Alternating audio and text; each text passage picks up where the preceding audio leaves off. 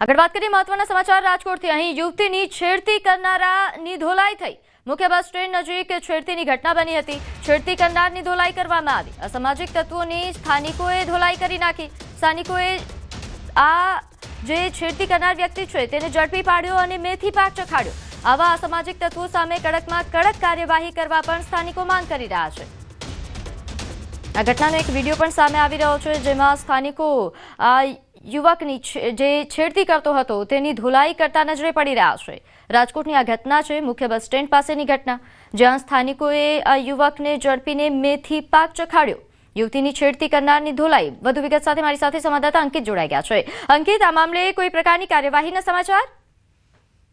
ચોક્કસ ખાસ કરીને વાત કરવામાં આવે તો હાલ અત્યાર સુધી કોઈ સત્તાવાર પોલીસ ફરિયાદ નથી નોંધાઈ, પરંતુ જે પ્રકારે વિડીયો સામે આવ્યો છે, વિડીયોમાં જે પ્રકારે સંવાદ સામે આવ્યો છે તે ઉપરથી સ્પષ્ટપણે લાગી રહ્યું છે કે આ જે ઘટના બની છે તે રાજકોટ શહેરના એ ડિવિઝન પોલીસ સ્ટેશન વિસ્તારમાં બસ સ્ટેશન નજીક બની હોવાનું છે તે સામે આવ્યું છે, કે જ્યાં એક યુવતી છે કે જેની છેડતી કરવામાં આવે છે, જે બાઇક ચાલક છે તેમના દ્વારા છેડતી કરવામાં આવે છે અને ત્યારબાદ સમગ્ર મામલો છે તે બિચકાઈ છે અને સ્થાનિકો દ્વારા આ જે યુવક છે તેના કપડા છે તે ફાડીને પણ તેને મારવામાં આવે છે।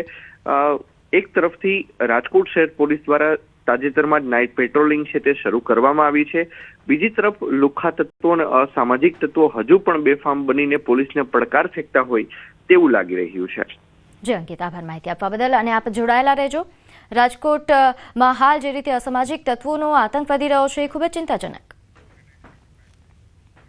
તો રાજકોટમાં ગેંગવોર મામલે જે ગેંગવોર બાદ ફાયરિંગની ઘટના બની હતી, જેમાં આરોપીઓને આશરો આપનાર બેની ધરપકડનો કુલ આંક હવે 12 પર પહોંચ્યો। કુખ્યાત અને મુખ્ય આરોપી સમીર ઉર્ફે મુર્ગો હજુ પણ પોલીસ પકડથી દૂર છે। ફાયરિંગ માટે હથિયાર સપ્લાય કરનારની પણ ધરપકડ કરાઈ છે। આ મામલે વધુ વિગત સાથે મારી સાથે સંવાદદાતા અંકિત જોડાયેલા છે। અંકિત, ગેંગવોર બાદ જે પ્રકારની કાર્યવાહી થઈ રહી છે, હાલ આ કાર્યવાહીને લઈને શું અપડેટ? જી ચોક્કસ વાત કરવામાં આવે તો ગત 29 ઓક્ટોબર 2025ના રોજ રાત્રિના 3:30 કલાક આસપાસ એ ડિવિઝન પોલીસ સ્ટેશન વિસ્તારમાં જે મંગળા રોડ આવેલો છે, આ મંગળા રોડ ઉપર જે પ્રગતિ હોસ્પિટલ છે, આ પ્રગતિ હોસ્પિટલની સામેના ભાગમાં જાહેર રોડ ઉપર પેંડા ગેંગ અને મુર્ગા ગેંગ વચ્ચે ફાયરિંગ થયું હતું। બંને જે ગેંગ છે તેમના દ્વારા સરેઆમ જાહેર છે તે એકબીજા ઉપર ફાયરિંગ કરવામાં આવ્યું હતું ને તે મામલે ખુદ પોલીસ છે તે ફરિયાદી બની છે। અત્યાર સુધીની જો વાત કરવામાં આવે તો પોલીસ દ્વારા વધુ 2 આરોપીઓની છે